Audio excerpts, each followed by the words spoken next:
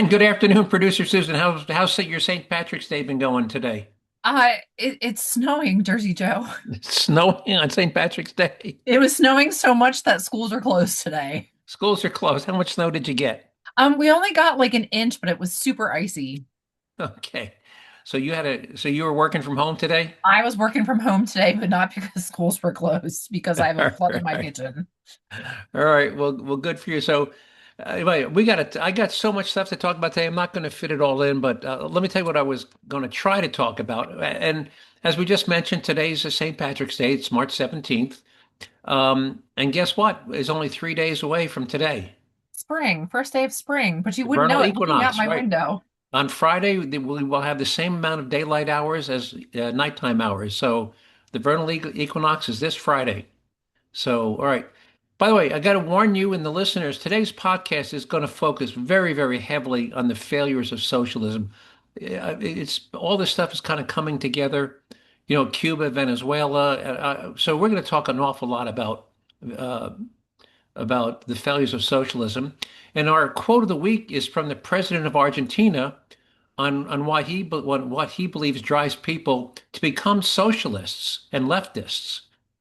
And the stupidest thing I've heard all week, we've got a clip of a former Canadian telling a guy, a U.S. citizen, getting ready to relocate to Canada, what he's really in for. Because people, I'm leaving, Trump's an idiot, I'm moving to Canada. Well, this former Canadian is going to tell this guy what life is really like in leftist Canada. In our runner-up for the stupidest thing I've heard all week, we have another clip. We have a clip of another white liberal. We've done this before. This is completely different. Of another white liberal claiming that voter ID laws are racist because black people don't know how to get picture IDs. But he's on a panel with some black women, and these black women go, "Say what?" And they just rip him a new one. Um, then I've got a rather long opinion piece, editorial by Dr. Bill Brindley, who's an economist who's also a member of the World Economic Forum, on why efforts uh, on socialism governments have always failed in the past and why they will always inevitably fail in the future. And I'll have to read it. It's written, it's not an audio, so I'll have to read it, but it's a great op-ed piece. And we'll follow up on his analysis by looking on what happened to Poland and Venezuela after one switch from capitalism to socialism and the other switch from socialism to capitalism. Remember last week we talked about Whoopi Goldberg on The View saying it's more difficult to be a black man in America than to be a woman in Iran. Remember we Yeah, talked about that? yeah. Well, we have Bill Maher running down a list of things that women in Muslim countries have to put up with.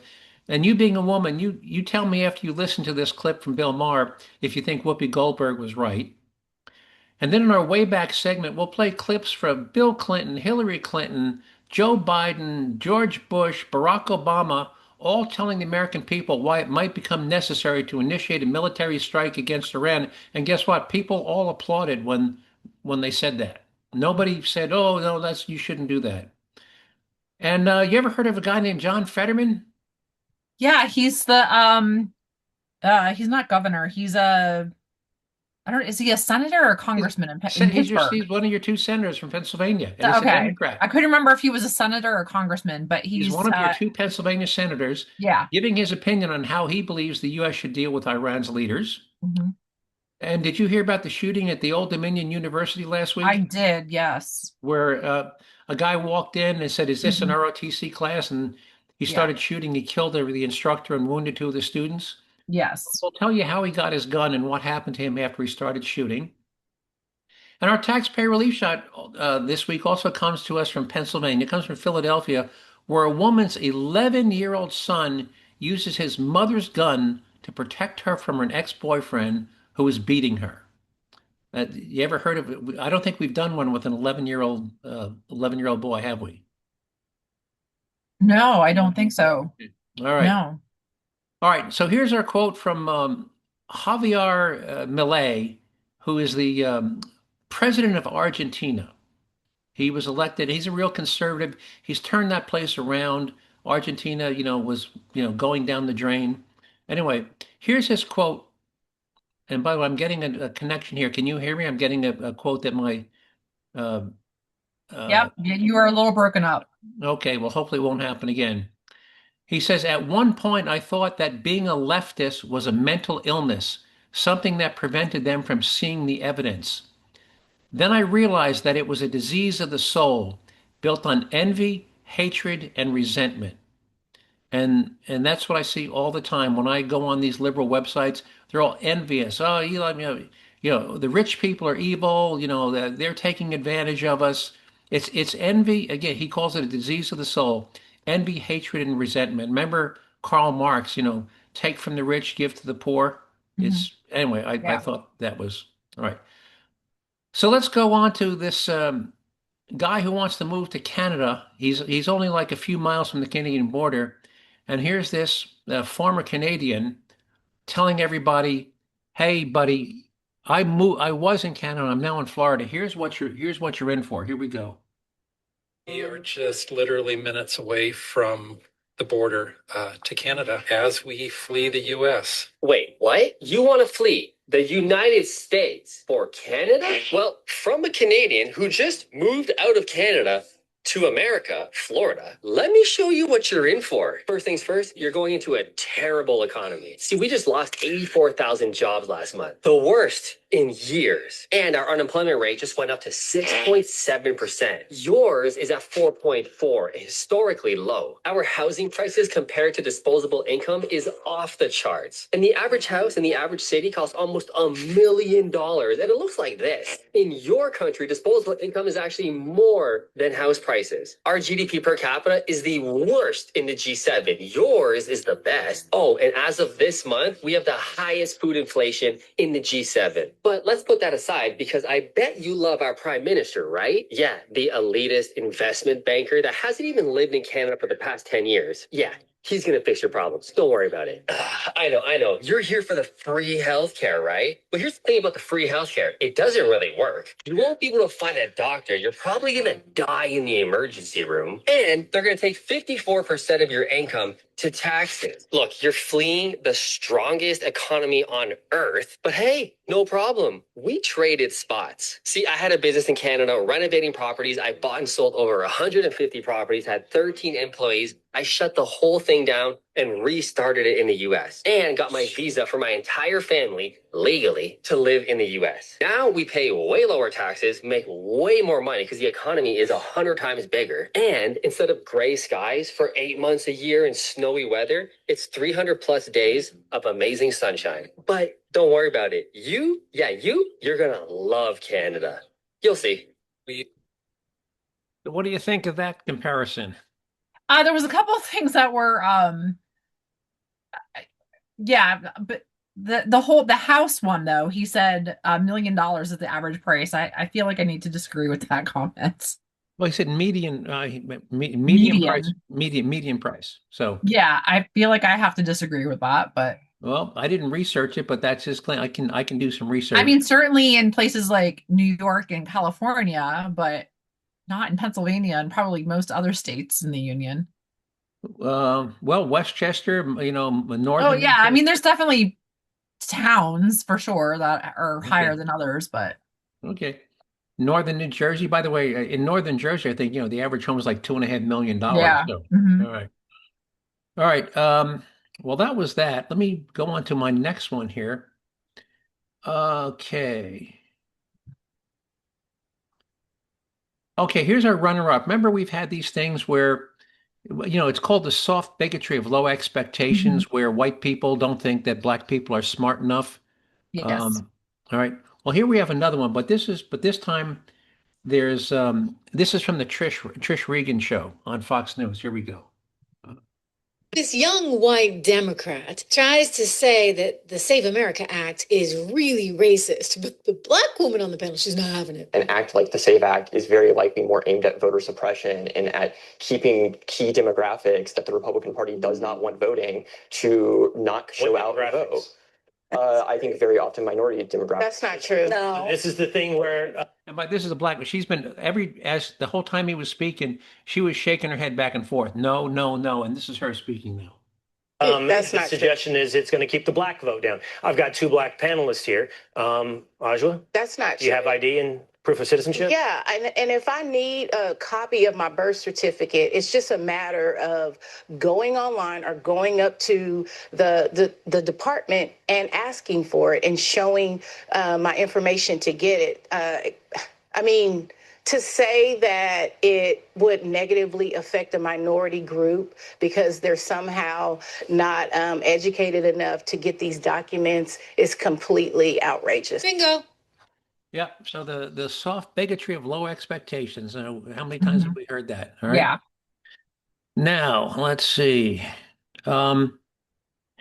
So I'm going to read this op-ed piece. You know what it means? Yeah. Someone's opinion piece. Opinion editorial. Dr. Bill Brindley. I know this is rather long, but on why socialism has always failed in the past and why it will inevitably continue to fail in the future. Now, we all know who Karl Marx is, and he was kind of his best friend was a guy named Engels who ran a textile magnet, and he was basically like his permanent house guest.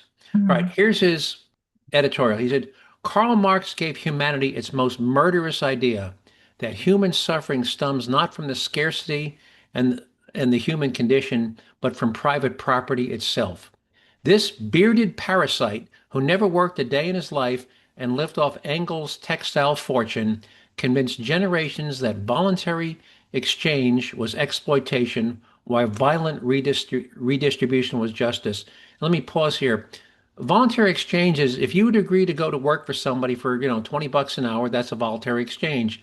If you agree to buy a pound of hamburger for $7, that's a voluntary exchange. All right, that's capitalism. Yep. Willing buyer, willing seller. Whether you're buying or selling hamburger or you're buying or selling their labor. So again, he convinced generations that the voluntary exchange was exploitation while violent redistribution was justice. The body count speaks for itself. Stalin's forced collectivism murdered 6 million Ukrainians through engineered famine. Mao's Great Leap Forward killed 45 million through sheer economic illiteracy. Pol Pot in Cambodia slaughtered a quarter of that country's population, and every single time the intellectuals proclaimed it wasn't real socialism. The pattern is identical across continents and centuries. Seize private property, centrally planned production, watch millions starve.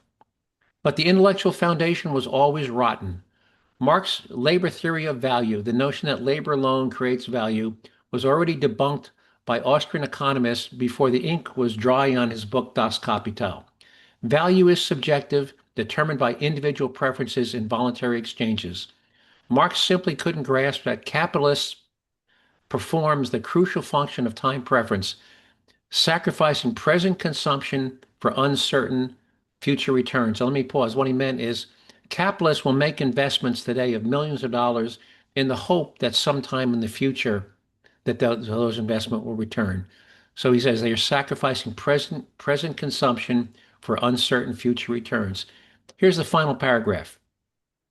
Even democratic socialism in Western Europe required massive wealth transfers from productive individuals to bureaucratic parasites, creating a permanent dependency class and stagnating growth.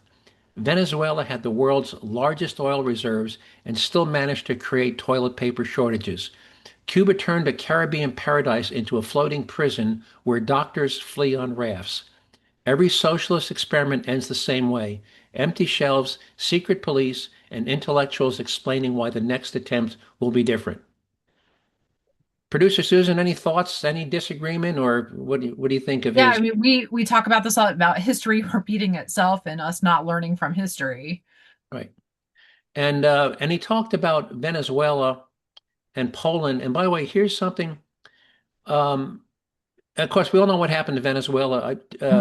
20 years ago, they were the third richest nation in the world. All that oil.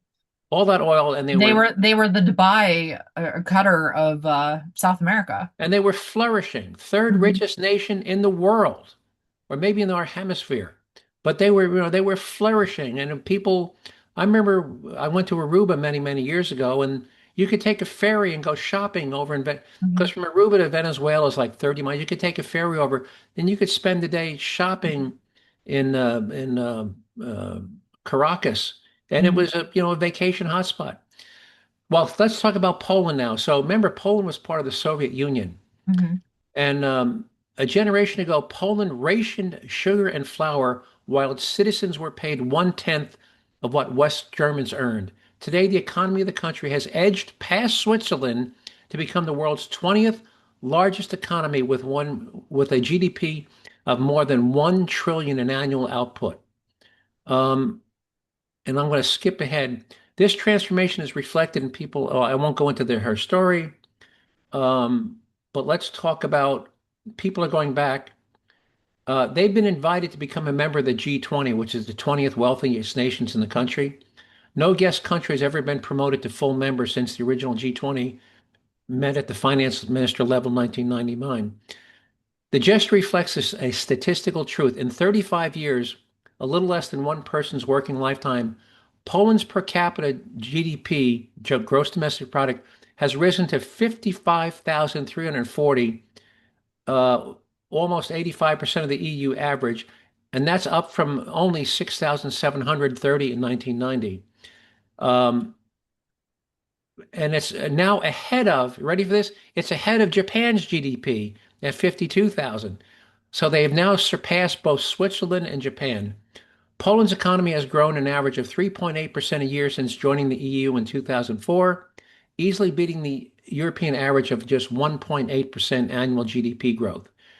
Um, so, and all they did was say hell no to communism and socialism. We're going to embrace capitalism, and the story goes on and on and on.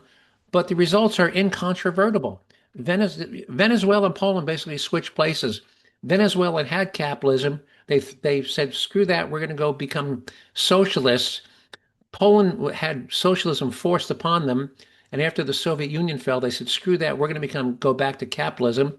And can you imagine that Poland has now exceeded GDP per person higher than both Switzerland? Well, actually, their GDP has now exceeded that of Switzerland, and their GDP, their per capita GDP, is now ahead of Japan. Isn't that just startling? That is shocking. I wasn't aware of that.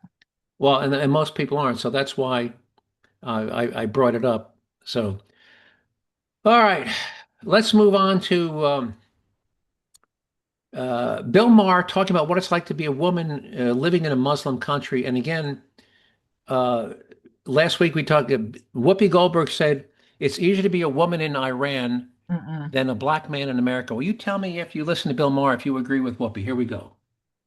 I know 1619 was bad, but this is happening right now, right under your nose rings. And it's not just the clothes. 15 countries in the Middle East, including Gaza, have laws that require women to obey their husbands. Laws, not just Harrison Butker's opinion. And those societies also have guardianship laws, which means a woman needs permission from her husband to work, to travel, to leave the house, to go to school, to get medical attention. Nothing?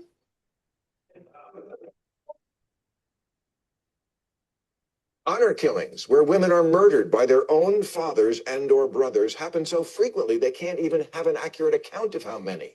In 59 countries, there are no laws against sexual harassment in the workplace, and many have no laws against domestic violence or spousal rape. 20 countries have marry your rapist laws. Multiple societies have laws about what jobs women can and can't do. Make a Barbie movie about that. 30 countries practice female genital mutilation, and 650 million women alive today were married as children. Kids, if you really want to change the world and not just tie up Monday morning traffic, this is the apartheid that desperately needs your attention, gender apartheid. This is what should be the social justice issue of your time. How about So, were you aware of the extent of the oppression of women Oh yeah, absolutely. Women are absolutely a second class citizen in that part of the world. so do you think Whoopi Goldberg was right when she said it's easier to be a woman in Iran than to be a black man in America? Absolutely not. To be a woman in Iran versus either a woman in America or a person of color in America, No comparison. And there's zero comparison. we've got congressmen, we've got doctors. I mean, we you got Oprah, Michael Jordan,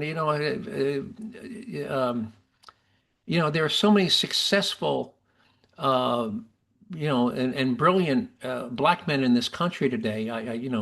You're talking about women, you're talking about black men, you're talking about black women. Yep. It's just not a comparison at all. No. There's not only there's Yeah. laws, there's rights, and there's just societal norms. There, yeah. So once again, Whoopi shows us what a big idiot she is. All right, let's go on to your U.S. senator when he's asked about actually I'm starting to like the guy more and more, and he was asked by this interviewer how he thinks the U.S. should deal with Iranian leaders, and here we go. You said that you are confident the world is better after the death of Iran's supreme leader, the Ayatollah Khamenei, but his son, but his son kill every last member of their leadership. Well, his son is now in charge, and he's considered even more of a hardliner. Well, they should kill him too. Oh, well, maybe they will. But in the meantime, he's been elected by their 88 clerics to be the guy in charge. It's hard to see how we're better off with him in charge. And did you expect the Iranian people to rise up, as I think President Trump expected, and encourage them to do? Well, there's also a fact that he hasn't been able to produce a video or scene in public at all. Why? Maybe they're seriously injured. It could be very hard to just sit down and even do a video and have them put that out. So hopefully he is significantly wounded. And if he does recover, I do absolutely support having Israel to just eliminate him, along with any other parts of the leadership. I mean, I'm always going to support that. I think it's a good thing to continue to eliminate, leaders of Hezbollah, Hamas, and the Iranian too. He doesn't really sound like your typical Democrat, does he? No, not at all. And I was honestly, when he first came on the scene, the political scene, I was honestly surprised that he was running as a Democrat, just knowing where he comes from and kind of his background a little bit. So he's from the Pittsburgh area, which, as we know, many cities tend to be a little bit more Democratic. But he's from a suburb city of Pittsburgh that is very blue collar, Braddock, McKeesport area, which is very working class, very blue collar. And those cities tend to be, that blue collar working class tends to be Republican and not Democrat. Well, so I was surprised when he came on the scene as a Democrat, but you're right. He does sound, he is leaning more Republican, isn't he? He does. He's kind of like, who's the comedian that we say we're converting him? Is it Bill Maher? Bill Maher, yeah. Bill Maher. All right. How much time we got left? Oh, you got about 10, 12 minutes. All right, I'm going to play real quick. This is Hillary Clinton, Joe Biden, Bill Clinton, George Bush, and Barack Obama, at various times over the past decade, all saying why it might be necessary to initiate military action against Iran. And everybody said it was a great idea. Here we go. To know that if I'm the president, we will attack Iran. Whatever stage of development they might be in their nuclear weapons program in the next 10 years, during which they might foolishly consider launching an attack on Israel, we would be able to totally obliterate them. So that was an acceptable policy and agenda to run on when it was her.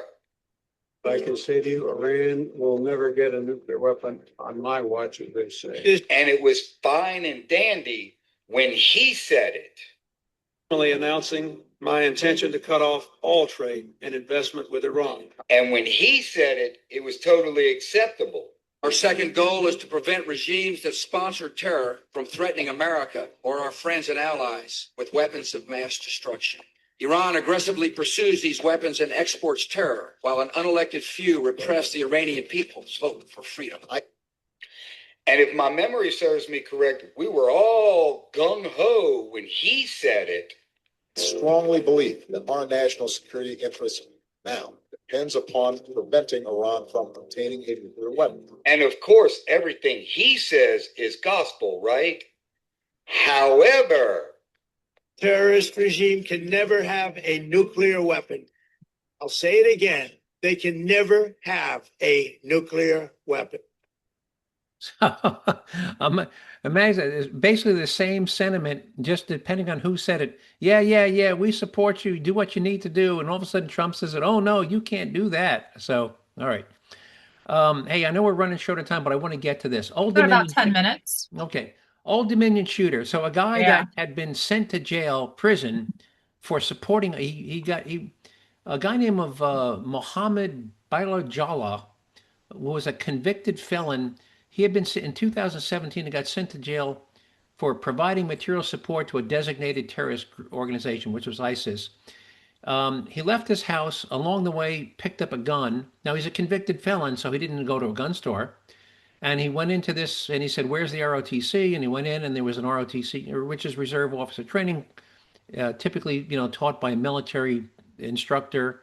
And all of the students are, reserve, they're there to become military officers. And he shot the instructor and shot two students.